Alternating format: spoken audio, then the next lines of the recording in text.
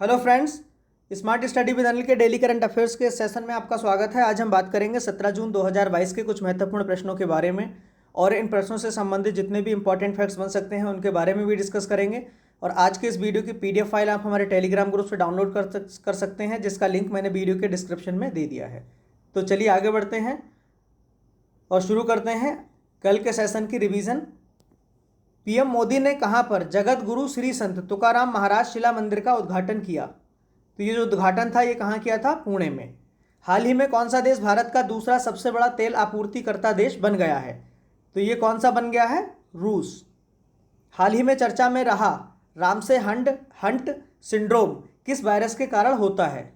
तो ये किस वायरस के कारण होता है? बेरीसेला जोस्टर वायरस। भारत के भाला फेंकने वाले नीरज चोपड़ा ने किस देश में पावो नूर्मी खेलों में 89.3 मीटर की दूरी पर भाला फेंककर एक नया राष्ट्रीय रिकॉर्ड बनाया है? तो ये अभी हाल ही में फिनलैंड में पावो नूर्मी खेलों में नीरज चोपड़ा ने एक नया राष्ट्रीय रिकॉर्ड बनाया है। ट्विटर के पूर्व मुख्य कार्यकारी अधिकारी जैक डोर्सी ने हाल ही में किस एक नए विकेंद्रीकृत वेब प्लेटफॉर्म के लिए अपनी परिकल्पना की घोषणा की है? तो ये जो वेब परिकल्पना है इसका नाम क्या है? वेब 5.0। निम्न में से किस देश ने 2028 तक अंतरिक्ष में solar power plant space station शुरुआत करने की घोषणा की है? तो ये घोषणा जो है वो किसने की थी? चाइना ने। अभी हाल ही में माइक्रोसॉफ्ट ने अपने वेब ब्राउजर इंटरनेट एक्सप्लोरर को 15 जून 2022 से पूरी तरह से बंद करने का ऐलान किया है। इस वेब ब्राउजर को कब लॉन्च किया गया था? तो ये जो वेब ब्राउजर था वो किया गया था लॉन्च 16 अगस्त 1995 को। तो अभी हाल ही में 27 वर्ष के बाद इसको 15 जून 2022 में इस वेब ब्राउजर को माइक्रोसॉफ्ट ने बंद कर दिया। अभी हाल ही में कनाडा के किस राज्य में पगड़ी दिवस अधिनियम टर्बन डे एक्ट पारित किया गया? तो ये कनाडा के किस शहर में किया गया था? मैनीटोबा में। केंद्र सरकार ने तीनों सेनाओं में सैनिकों की भर्ती के लिए कौन सी योजना लॉन्च की है? तो ये जो योजना है वो कौन सी है? अग्निपथ। किस विधानसभा ने राज्य विश्वविद्यालयों के कुलाधिपति यानी कि चांसलर का पद राज्यपाल से हटाकर मुख्यमंत्री को देने का जो विधेयक है वो पारित किया है? तो ये किस राज्य सरकार ने किया है? ये किया है पश्चिम बंगाल ने। आगे बढ़ते हैं और शुरू करते हैं आज का सेशन। परिवार प्रेषण का अंतर्राष्ट्रीय दिवस कब मनाया जाता है? ऑप्शन है 14 जून, 15 जून, 16 जून, 17 जून। तो इस प्रश्न का सही उत्तर है ऑप्शन सी, 16 जून। परिवार प्रेषण का अंतर्राष्ट्रीय दिवस संयुक्त राष्ट्र महासभा के द्वारा 16 जून को मनाया जाता है। यह दिन आर्थिक असुरक्षा, प्राकृतिक और जलवायु संबंधी आपदाओं और एक वैश्विक महामारी का सामना करने में प्रवासी श्रमिकों के महान लचीलेपन पर प्रकाश डालता है। इस वर्ष संयुक्त राष्ट्र ने पिछले वर्ष के अंतर्राष्ट्रीय परिवार प्रेषण दिवस की थीम जो है वो क्या है? जारी रखी है। और ये जो थीम थी क्या थी? डिजिटल और वित्तीय समावेशन के माध्यम से पुनर्प्राप्ति और लचीलापन। जून महीने के कुछ महत्वपूर्ण दिन हैं उनके बारे में थोड़ा सा डिस्कस कर लेते हैं। 1 जून को क्या मनाया जाता है? दुग्ध दिवस एवं माता पिता वैश्विक दिवस। 2 जून तेलंगाना दिवस। 3 जून विश्व साइकिल दिवस। 4 जून आक्रामकता का शिकार हुए बच्चों के लिए अंतर्राष्ट्रीय दिवस। 5 जून विश्व पर्यावरण दिवस। 7 जून विश्व खाद्य सुरक्षा दिवस। 8 जून मस्तिष्क ट्यूमर व महासागरीय दिवस। 12 जून बाल श्रम के खिलाफ विश्व दिवस। 13 जून अंतर्राष्ट्रीय रंगहीनता दिवस। 14 जून विश्व रक्तदाता दिवस। 15 जून विश्व पवन दिवस एवं बुजुर्ग दुर्व्यवहार दिवस। वर्ष 2022 की जो थीम थी बुजुर्ग दुर्व्यवहार दिवस की, ये क्या थी? Digital equity for all ages. और 16 जून को धर्मगुरु अर्जुन देव शहादत दिवस मनाया जाता है। आगे बढ़ते हैं। भारत का पहला डिस्प्ले मैन्युफैक्चरिंग प्लांट किस राज्य में बनाया जाएगा? ऑप्शन है महाराष्ट्र, गुजरात, तेलंगाना, कर्नाटक। तो इस प्रश्न का सही उत्तर है ऑप्शन सी, तेलंगाना। सोने का खुदरा विक्रेता राजेश एक्सपोर्ट्स की एक सहायक कंपनी है, इसका नाम है इलिस्ट। इसके द्वारा 24,000 करोड़ रुपए के निवेश के साथ तेलंगाना में देश की पहली डिस्प्ले फैब सुविधा स्थापित करेगी। तेलंगाना सरकार ने प्रस्तावित निर्माण इकाई के लिए कर्नाटक स्थित एलेस्ट के साथ एक समझौता ज्ञापन पर हस्ताक्षर किए, जो स्मार्टफोन, टैबलेट, कंप्यूटर और लैपटॉप के लिए अगली पीढ़ी के डिस्प्ले का निर्माण करेगी। अब हम बात कर लेते हैं तेलंगाना की। तेलंगाना की जो कैपिटल है वो क्या है? हैदराबाद है। और इसका जो फॉर्मेशन हुआ था वो हुआ था 2 जून 2014 को। तो तेलंगाना का जो स्थापना दिवस है वो हर साल कब मनाया जाता है? 2 जून को मनाया जाता है। और वर्तमान में अगर हम गवर्नर की बात करें, तेलंगाना के जो वर्तमान गवर्नर हैं वो हैं तमिल साई सौंदरराजन, और इसके जो वर्तमान सीएम हैं वो हैं के चंद्रशेखर राव। अगर हम मैप में तेलंगाना की स्थिति की अगर हम बात करें तो मैप में ये तेलंगाना है, और इसका जो सीमा है वो किन राज्यों के साथ साझा करती है हम डिस्कस करेंगे।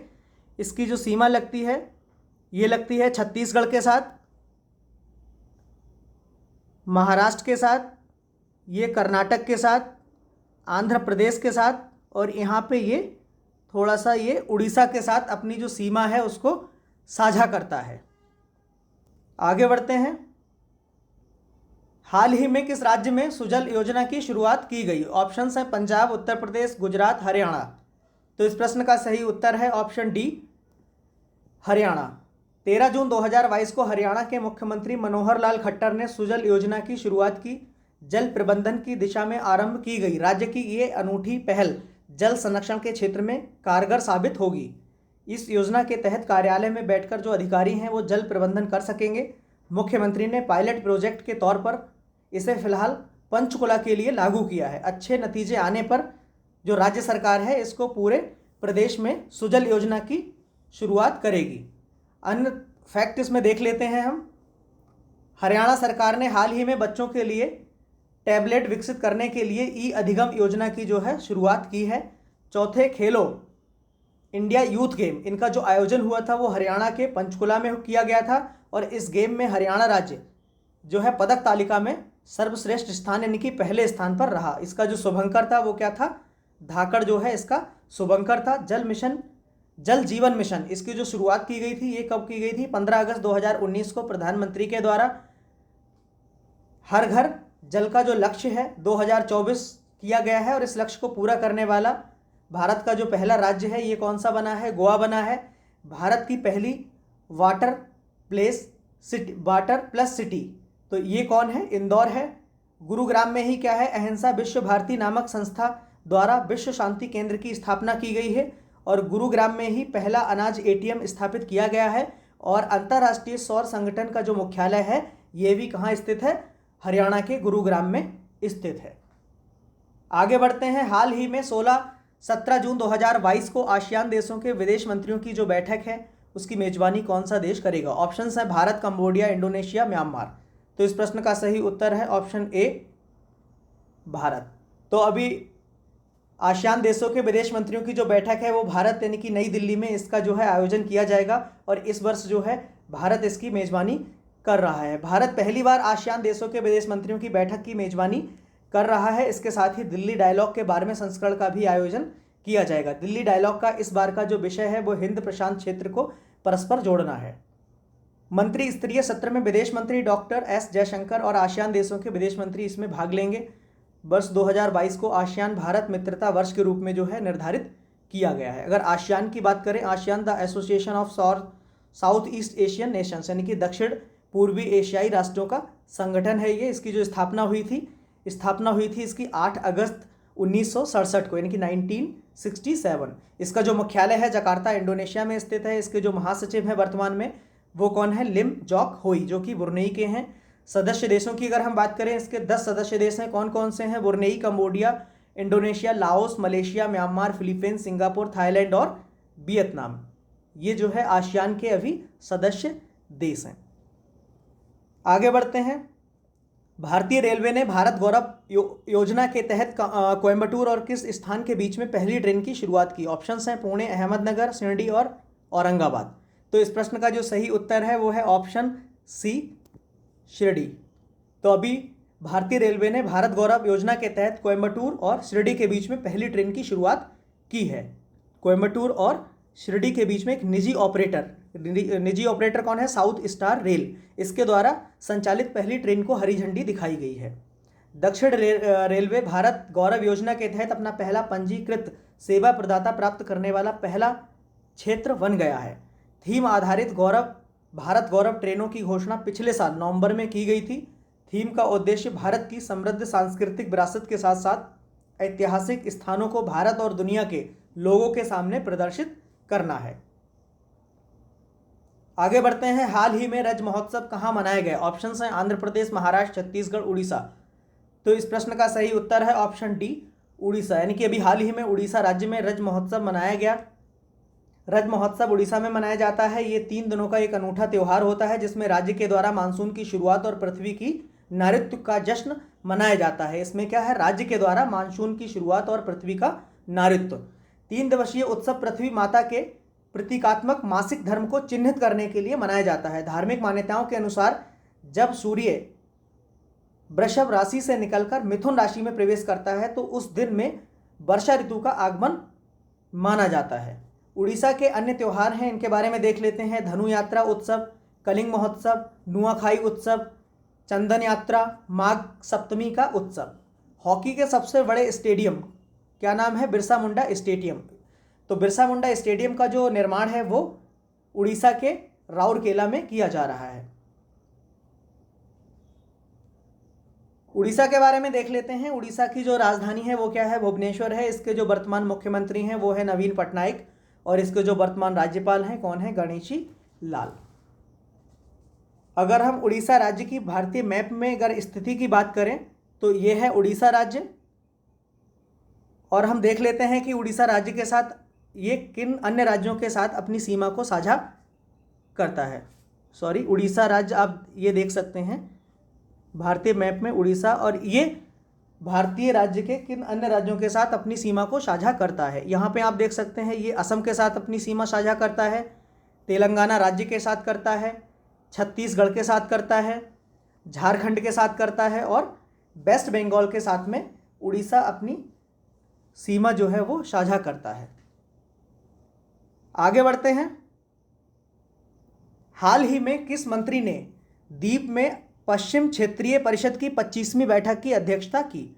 ऑप्शंस हैं पीएम नरेंद्र मोदी, राजनाथ सिंह, अमित शाह, धर्मेंद्र प्रधान। तो इस प्रश्न का सही उत्तर है ऑप्शन सी, अमित शाह। बैठक में पश्चिमी राज्यों से जुड़े अंतर्राज्यीय सीमा सुरक्षा, बुनियादी ढांचा, परिवहन और उद्योगों से संबंधित मुद्दों पर विचार हुआ। ये बैठक कोविड महामारी के कारण 2 वर्ष के बाद आयोजित की गई। गुजरात, महाराष्ट्र, गोवा, दादरा और नगर हवेली, दमन और दीव इस परिषद के क्या हैं? सदस्य हैं। ये पश्चिमी क्षेत्रीय परिषद दादरा और नगर हवेली एवं दमन और दीव, इसके बारे में देख लेते हैं। इसकी जो स्थापना हुई थी ये हुई थी 26 जनवरी 2020 को। दादरा और नगर हवेली, दमन और दीव ये दोनों जो हैं केंद्र शासित प्रदेश था। इनका जो मर्ज हुआ था, ये मर्ज हुए थे 26 जनवरी 2020 में। मर्ज होने के बाद एक नए जो है केंद्र शासित प्रदेश का निर्माण हुआ, दादरा और नगर हवेली एवं दमन और दीव। इसकी जो राजधानी है वो क्या है? दमन है। और इसके जो प्रशासक हैं वो हैं प्रफुल्ल खोड़ा पटेल। और इसका जो हाईकोर्ट लगता है ये लगता है मुंबई उच्च न्यायालय। अगर हम मैप में इनकी स्थिति की बात करें तो ये क्या है? गुजरात राज्य में स्थिति है इसकी दीव, और ये जो है यहाँ पे ये दमन, तो दमन और दीव। और ये जो है दादरा एंड नगर हवेली, ये जो है लोकेशन इसका है दादरा एंड नगर हवेली। ये गुजरात राज्य और महाराष्ट्र राज्य के साथ में सीमा बनाता है। तो दमन, दादरा और नगर हवेली, दमन और दीव इन दोनों का जो है मर्ज होकर एक केंद्र शासित प्रदेश बनाया गया। जो स्थापना कब हुई थी इसकी? 26 जनवरी 2020 में इसकी स्थापना की गई थी। आगे बढ़ते हैं। प्रधानमंत्री नरेंद्र मोदी ने कहां पर जल भूषण भवन और क्रांतिकारियों की गैलरी का उद्घाटन किया? ऑप्शंस हैं पुणे, भोपाल, मुंबई, अहमदाबाद। तो इस प्रश्न का सही उत्तर है ऑप्शन सी, मुंबई। प्रधानमंत्री नरेंद्र मोदी ने मुंबई में राजभवन में जल भूषण भवन और क्रांतिकारियों की गैलरी का उद्घाटन किया। यह गैलरी प्रथम विश्व युद्ध के ब्रिटिश काल के 13 बंकरों के भूमिगत नेटवर्क में बनाई गई है, जिसे अगस्त 2016 में तत्कालीन राज्यपाल सी विद्यासागर राव के कार्यकाल के दौरान राजभवन परिसर में खोजा गया था। गैलरी में स्वतंत्रता आंदोलन के नायकों, आंदोलन में उनकी भूमिका, मूर्तियां, दुर्लभ तस्वीरें, भित्ति चित्र और स्कूली बच्चों के द्वारा तैयार किए गए आदिवासी क्रांतिकारियों पर विवरण शामिल है। आगे बढ़ते हैं। हाल ही में कहां पर बिम्स्टेक प्रौद्योगिकी हस्तांतरण केंद्र की स्थापना के लिए भारत के द्वारा मेमोरेंडम ऑफ एसोसिएशन को मंजूरी दी गई? ऑप्शंस हैं आइलैंड यहाँ पे आइलैंड की जगह थाईलैंड कर लीजिए, ये होगा Thailand. Options Thailand, Sri Lanka, Myanmar, Bangladesh. तो इस प्रश्न का जो सही उत्तर है वो है ऑप्शन बी, श्रीलंका। प्रधानमंत्री नरेंद्र मोदी की अध्यक्षता में केंद्रीय मंत्रिमंडल ने श्रीलंका के कोलंबो में बिम्स्टेक प्रौद्योगिकी हस्तांतरण सुविधा यानी कि TTF की स्थापना को लेकर एक समझौता ज्ञापन MOA यानी कि मेमोरेंडम ऑफ एसोसिएशन पर क्या है, हस्ताक्षर किए गए हैं। श्रीलंका के कोलंबो में 30 मार्च 2022 को आयोजित 5वें बिम्स्टेक शिखर सम्मेलन में बिम्स्टेक के सदस्य देशों के द्वारा इस बारे में हस्ताक्षर किए गए थे। आरंभ में इसमें केवल 4 सदस्य थे। इसे बिस्ट EC यानी कि BIST EC अर्थात बांग्लादेश, भारत, श्रीलंका और थाईलैंड आर्थिक सहयोग संगठन कहा जाता था, जब इसमें क्या है, केवल 4 सदस्य देश थे। लेकिन अब जो है इनमें सदस्य देशों की जो संख्या है वो 7 हो गई है। कौन कौन से सदस्य देश हैं? बांग्लादेश, भारत, बर्मा, श्रीलंका, थाईलैंड, भूटान और नेपाल। 6 जून 2022 को बिम्स्टेक ने अपना 25वां स्थापना दिवस मनाया था। बिम्स्टेक, इसकी फुल फॉर्म के बारे में देख लेते हैं। ये क्या है? Bay of Bengal initiative for the multi sectoral technical and economic cooperation. इसकी जो स्थापना हुई थी वो हुई थी 1997 यानी कि बैंकॉक घोषणा के तहत की गई थी। इसका जो सचिवालय है वो ढाका में है और इसके जो अभी सचिव हैं कौन है? तेंजिन लेकफेल, जो कि भूटान के हैं। ये आप देख सकते हैं बिम्स्टेक की कंट्रीज़ हैं Bangladesh, Sri Lanka, India, Nepal, Bhutan, Thailand and Myanmar. आगे बढ़ते हैं। किसे अमेरिका के राष्ट्रपति के विज्ञान सलाहकार के रूप में नियुक्त किया जाएगा? ऑप्शंस हैं वैदेही डोंगरे, आरती प्रभाकर, शीर्षा बंदला, इनमें से कोई नहीं। तो इस प्रश्न का सही उत्तर है ऑप्शन बी, आरती प्रभाकर। अगर हम बात करें यहाँ पे वैदेही डोंगरे जो दी गई हैं ये क्या है? भारतीय मूल की मिस इंडिया USA 2021 बनी थी।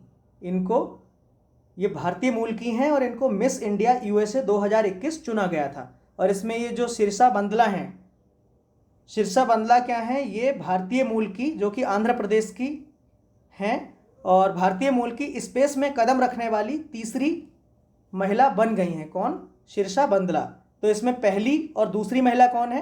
पहली महिला थी सुनीता विलियम्स और जो दूसरी महिला थी भारतीय मूल की वो थी कल्पना चावला, जिन्होंने स्पेस में अपना कदम रखा। अमेरिकी राष्ट्रपति जो बाइडेन के द्वारा आरती प्रभाकर को white house office of science and technology policy OSTP के प्रमुख के रूप में नियुक्त किया जाएगा। यह एरिक लैंडर की जगह लेंगी। आरती संयुक्त राज्य अमेरिका के राष्ट्रपति के विज्ञान सलाहकार के रूप में सेवा करने वाली पहली महिला और अश्वेत व्यक्ति बन जाएंगी। आरती ने बिल क्लिंटन और बराक ओबामा के राष्ट्रपति कार्यकाल के दौरान शीर्ष भूमिकाओं में काम किया था। आरती का जन्म भारत में हुआ था और उनका जो पालन पोषण था वो टेक्सास में हुआ था। टेक्सास, उन्होंने 1984 में कैलिफोर्निया इंस्टीट्यूट ऑफ टेक्नोलॉजी से PhD पूरी की, जिसके बाद उन्होंने NIST का नेतृत्व करने से पहले डरपा में एक प्रोग्राम मैनेजर के रूप में 7 साल बिताए। आगे बढ़ते हैं। कल एक प्रश्न पूछा गया था जिसका उत्तर आपको कमेंट्स के जरिए बताना था। प्रश्न क्या था? हाल ही में किस राज्य के मुख्यमंत्री ने देश के पहले कैंसर अनुसंधान केंद्र का उद्घाटन किया है? तो इस प्रश्न का जो सही उत्तर था क्या था? ऑप्शन बी यानी कि केरला।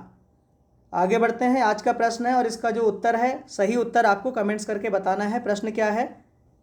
किस विधानसभा ने राज्य विश्वविद्यालयों के कुलाधिपति यानी कि चांसलर का जो पद है वो राज्यपाल से हटाकर मुख्यमंत्री को देने का जो विधेयक है वो पारित कर दिया है? ऑप्शंस हैं उत्तर प्रदेश, बिहार, राजस्थान और पश्चिम बंगाल। तो इस प्रश्न का जो सही उत्तर है आपको कमेंट्स करके बताना है। आज के लिए बस इतना ही।